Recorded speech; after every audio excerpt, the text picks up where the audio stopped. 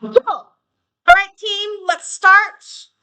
So I just want to kind of point out this no brain too small stuff because it does do a very good summary of all the different pieces of equipment that you could use in organic chemistry. And I'm very mindful that occasionally there are questions that ask you what bit of equipment you can use. I will talk to the technician next week because I want to see if I can get a distillation set up for you guys, just so you guys can see how it works in real time. It's really, really neat to actually watch it. So yeah, keep in mind there's lots of different things that we can use depending on what we have as a chemical reaction. The first one that I want to point out is actually at the bottom, just to kind of talk about these two components because this is a pretty common one. The first one is addition of a carbonate. We often do this whenever we have a chemical reaction that has an acid in there. So, for example, when you are trying to make esters, and I'm hoping we'll have some time to make esters this year, you see how there's the carboxylic acid and the alcohol that comes together, but in order for this reaction to occur, we need to have sulfuric acid that is concentrated as a catalyst to get that reaction to go. So we don't obviously want that in our end product because that's really dangerous. So one of the ways we neutralize that sulfuric acid is by adding a carbonate. So that's what the carbonate is there as a function. And the way you're going to know that the reaction's occurring is that you're going to get carbon dioxide gas bubbles coming out. So you basically add in excess because you want to make sure that you've neutralized all the acid there.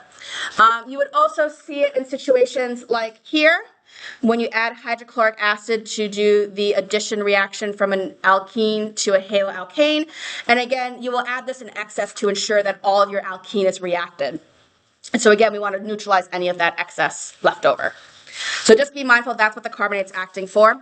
The other thing to keep in mind is that a lot of these reactions, especially those condensation reactions, will produce water as a byproduct, so we want to get rid of that. And that's what the androgenous salt is for, just to absorb any remaining water. We okay with that? So those are those two on the bottom.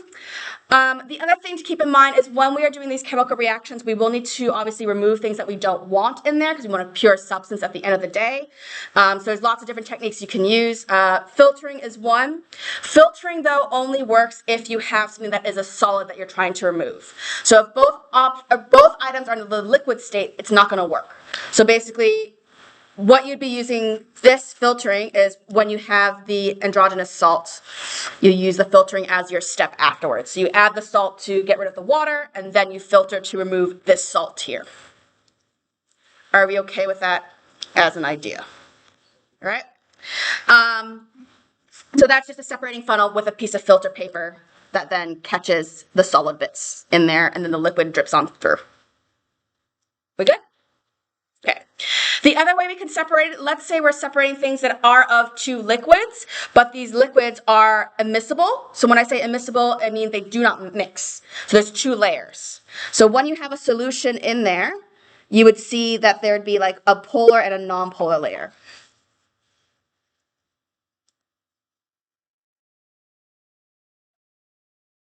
Okay? So for example, like esters or haloalkanes, they're often not soluble in water, so it will be a way to remove it out. This, like I said, works only if you have a polar and non-polar substance, and what you do is just like with titration, you open up the little valve, the first solution comes through, and then you stop it, and then you can collect the second solution. So it's just a way to kind of, again, separate stuff. If, however, you don't have things that are miscible, so two different polarities, and let's say they're actually mixed together in solutions, you can't actually separate them with that technique, you then use distillation as your next choice. So this is basically a mixture that is homogeneous. It means everything's mixed together, so you can't actually just use filter paper or a separating funnel. So then you move to distillation. Distillation is the cream of the crop when it comes to separation techniques. It is the best way to make sure you have a pure substance. So what happens with a distillation setup is you have your round bottom flask, and you'll have a Bunsen burner that's heating it. And what you're trying to do is you're trying to boil the solution off. So you're boiling it away. You have a thermometer over here, and that thermometer is really important because things have different boiling points. So the way this works is we are separating things based on boiling point.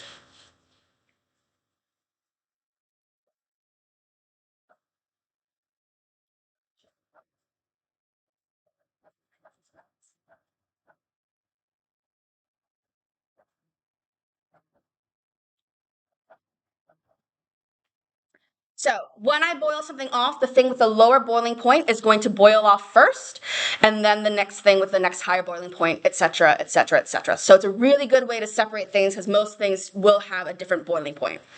So as it heats up and it starts to evaporate, it's going to go into what we call a condensing tube.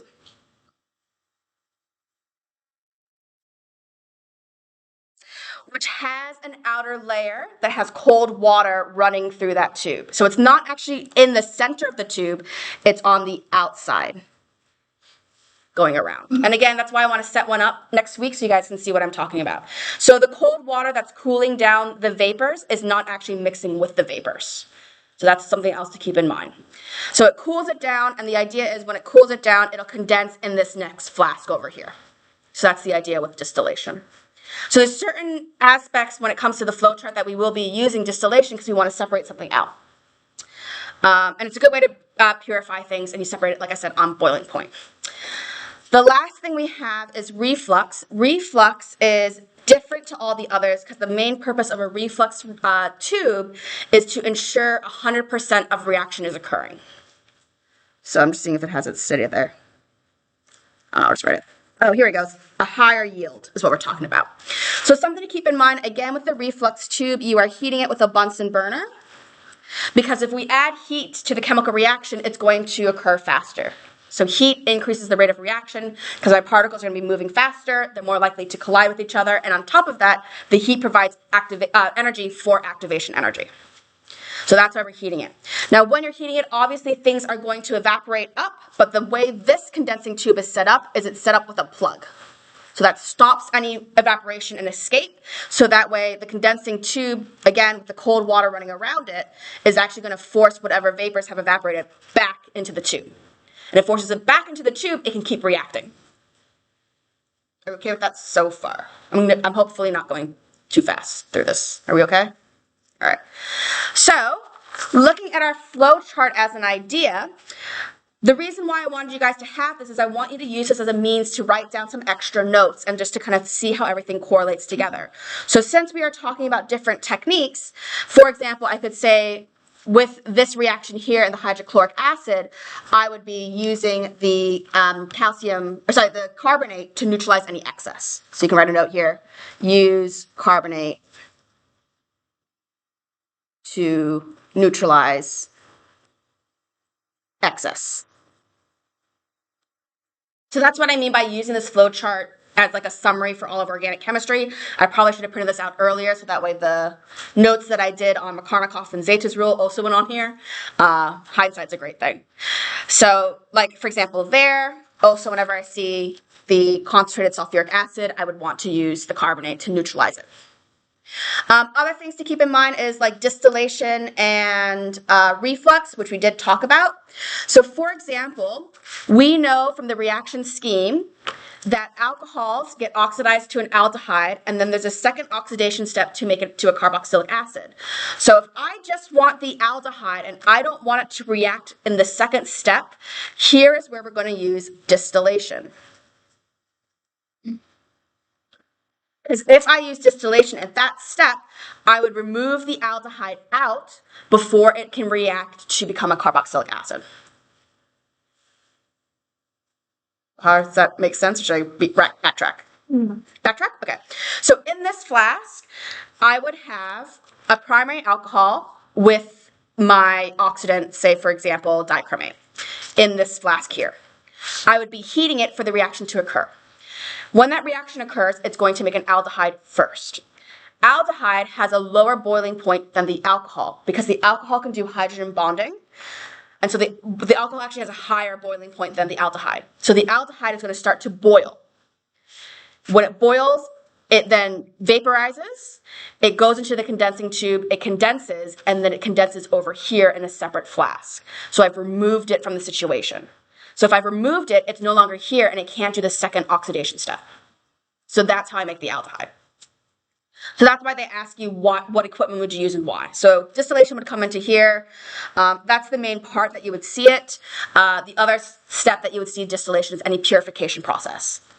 Reflux, on the other hand, is let's say I don't want the aldehyde and I want to make sure I get all my carboxylic acid. I want to trap any vapors of aldehyde to go back into the tube so it reacts a second time. So that is what this one here is doing. So again, I would have the primary alcohol and I would have the oxidant. They would be reacting together. I would heat it up so it increases the rate of reaction. It's obviously going to boil. The aldehyde will boil off, but it's not going to escape and then be distilled separately. It's going to get trapped, it's going to condense, and it's going to go back down into my flask. So that way the aldehyde then reacts to the carboxylic acid. So that's what we're thinking about when we're thinking about these different equipment. So if I wanted to go alcohol to carboxylic acid or aldehyde to carboxylic acid, I would be using reflux. Do you have to memorize this drink? Yeah. There's logic to it, though. Think about it. There was logic to it. I wanted to use distillation to remove something before it comes to carboxylic acid. I want to keep everything in there so that way it does the 2 steps and gets to carboxylic acid. So there's some logic to it. What's the point of having it and then just coming back? So the thing is, I want to heat it because it's going to increase the rate of reaction. It's going to cause the reaction to go faster. If I didn't put the tap on and I let it escape. Let it escape. That's what would happen. So if I had no lid on it whatsoever, if I had just a flask that was heating on a bench with a Bunsen burner, the vapor is going to escape. And so I'm not actually going to have a reaction occur. Or I will have a reaction. I'm just going to lose all my product. So that's why we put the lid on there. Okay. The other option is not to use the heat at all, but the problem is then you're going to have a lower yield because the heat helps with ensuring the reaction goes to completion. Cool. And you'll see that, like I said, a lot of these reactions do ask for heat, and so you have to be mindful of that as a potential issue. But mainly reflux and distillation come up in these 2 sections. Reflux I also see with the production of esters as well. Where are my esters? Here. So you'll see reflux in ester production. You also might see it with ketone production, and it's just to ensure you have a high yield. We good? I'm just watching our time. All right, so just trying to see where you guys are at. So I did print a past exam question for you guys to do because I thought that would be useful and I could use this to make notes. Do you guys want to try to give this a go before I give notes on it? No? You don't feel confident?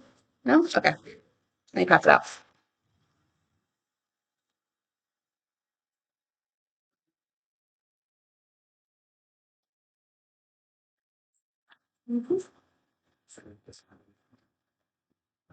So you can see how what you're learning is going to apply to a question. Actually, not too bad.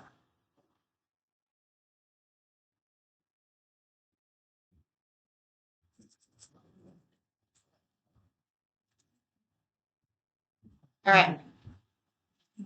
Cool. And I gotta find the marking schedule for this. Gonna pull up the answer key, just that way I know where the A, M, and E are. Actually, I don't even know if there's an E in this point. This is 2021.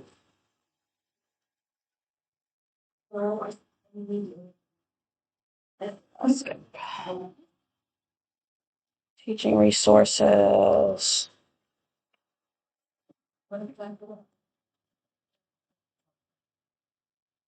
Standards. Organic. CA. 2020. 21. Okay. Just seeing what the points broke down in this. Oh, wow. This one did go up to an excellence point. That's amazing. Surprised.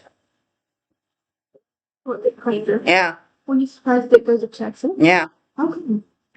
Not a very hard question. All right. Cool. So, first thing we are talking about, let's see what the achieve points are. Okay. So, they are talking about pentan 1-ol. So that is an alcohol and that is a primary alcohol from that information. Yes? Okay. It is heated with permanganate to form either pentanal or pentanoic acid, depending on the apparatus used. And they've given you 2 equipments here.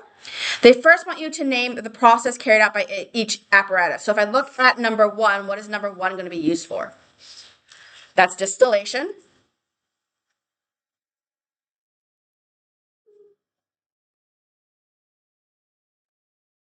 Spelled distillation, right? No, I didn't. That's an I. And then the other one is reflux. All right, so that's the identification part. Oh, that's actually not an achieve point. I shouldn't have put that in red. I'm looking at it because they actually want you to recognize what the point is for them. Okay, so they want you to explain why apparatus 1 will produce the pentanal from pentan 1-ol, whereas apparatus 2 is used to promote pentanoic acid from pentan 1-ol. In both reactions, pentan 1-ol is heated with the the permanganate. In your answer, you should include the identification of the type of reaction occurring with both reactions and an explanation of the process carried out by each apparatus to produce the desired product. So first off, what is distillation used for? You get the pure product. To get a pure product.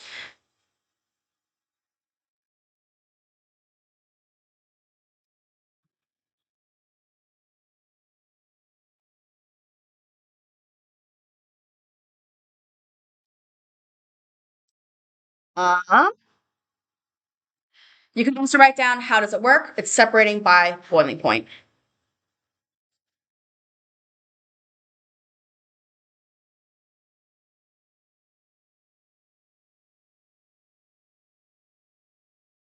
All right, I'm just going to put some extra space down so that way we can add in later for the merit and the excellence. All right.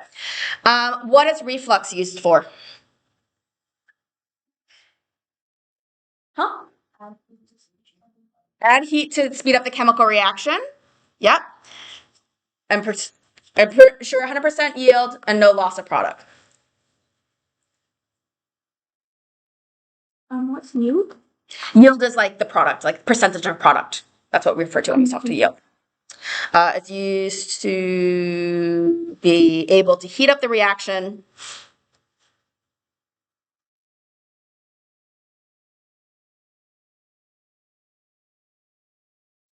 to make the highest yield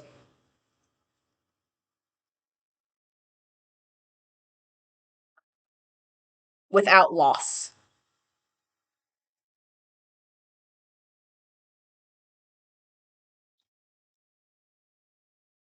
Cool. All right.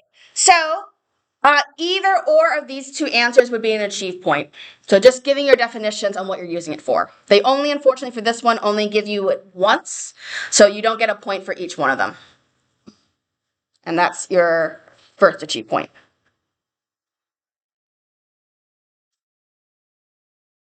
Okay. Actually, I should just write A. That's flag. All right, next thing then for the achieved is recognizing partial or full oxidation. So which one has partial oxidation?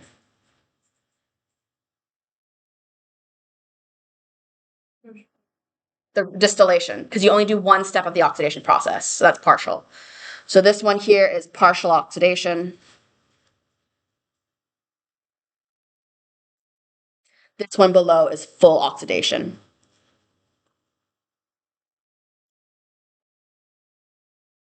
You're doing 2 steps versus 1.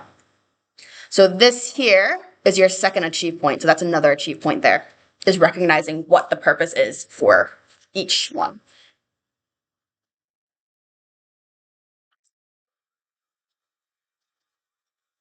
So it's going so everyone just outside the underground. Bought tickets, 10 minutes only for Tuesday and Thursday night. So if you've got cash and you want a ticket for $5 only, come there. One that's in the draft part. All right. Cool. Next step. Sorry, I'm just trying to get comfortable. All right. Next step is thinking about the reason why. So in this case, we're just giving a generic answer of distillations used to get a pure product, separating it by boiling point, but we're not actually explaining the next step and why it's doing that, and that's because we want to remove the product before it goes to the second oxidation step. So that's where the merit now comes in, because now you're actually explaining the process of what it's doing.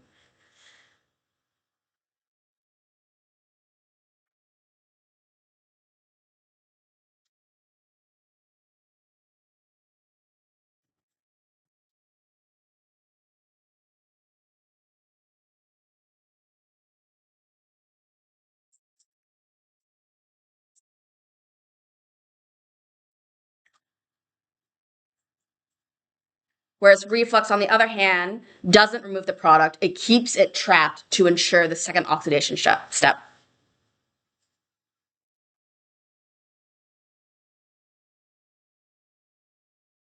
How does trapping a product count as an oxidation step?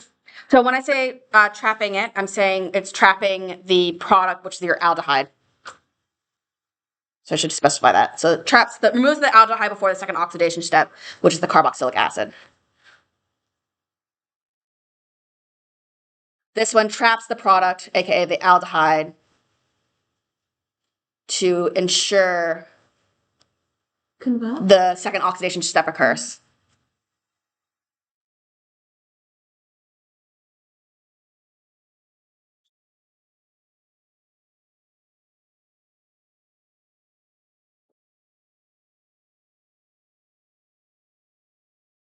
Cool.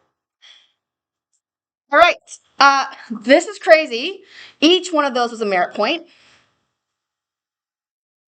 This is what I'm saying. This is an easy question. I was like, this is really generous. Usually it stops here. But for some reason, in 2021, they were like, we're going to give you an excellence point as well. Excellence point was making sure that you had both of these.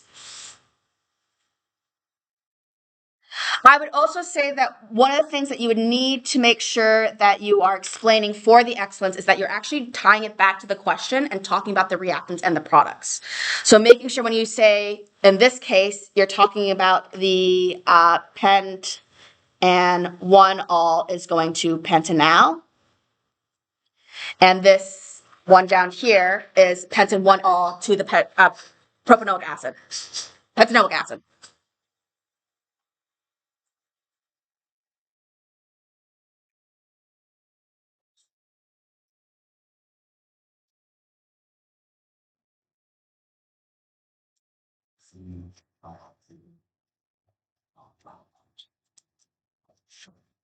Tying it back to the question.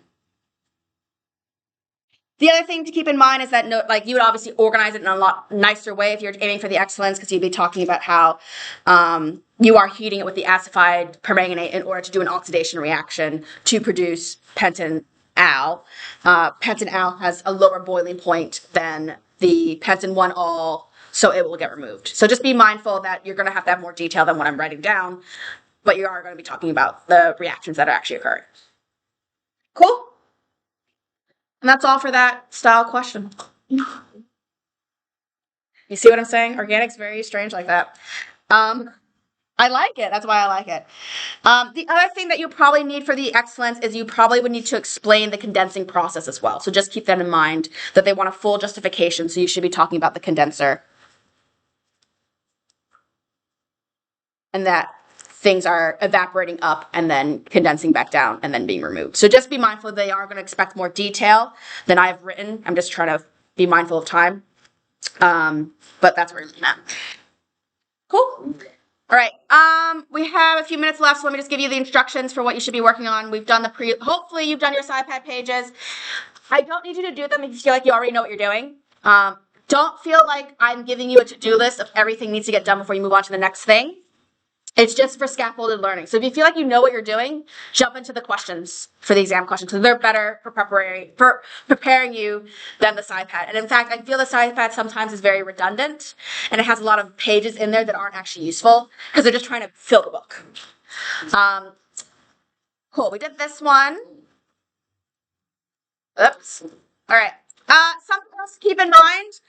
No brain too small. There are collated questions that you guys can do. Skip the triglyceride questions because we haven't covered triglycerides yet.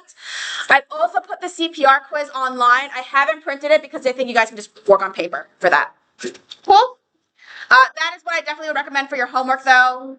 I am not planning to do another lesson on this because I think it's pretty basic stuff. I figure we're better off moving on, and I know we're under a time crunch. Okay? Cool.